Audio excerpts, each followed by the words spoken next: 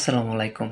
আজকে আমাদের এই কাপড়ের ব্যবসার জন্য যেই সফটওয়্যারটা আছে, ওইটার মধ্যে আমরা দেখব কিভাবে আমাদের সাপ্লায়ার এড করতে হয়, নতুন সাপ্লায়ার কিভাবে এড করতে হয় এবং সাপ্লায়ার লিস্টটা কিভাবে দেখতে হয়।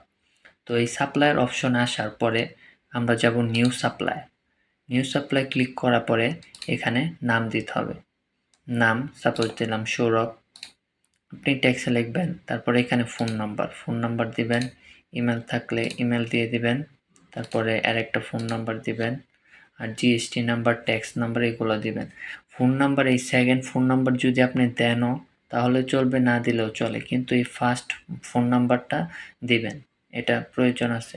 আর এই সাইডের দাবগুলো আপনি যদি করেন ভালো, না করলেও চলে।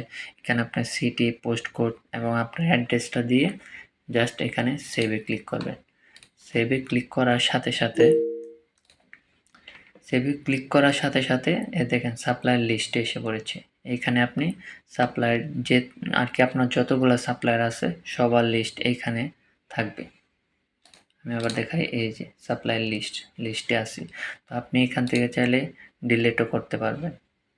আবার ধরেন আপনি এই সাপ্লায়ারটা অ্যাড করছেন কিন্তু এখানে কিছু ভুল হলে এই অ্যাকশন বাটনে ক্লিক করে এখানে এডিট অপশন পাবেন, এডিট করতে পারবেন, এখানে ডিলিট করতে পারবেন।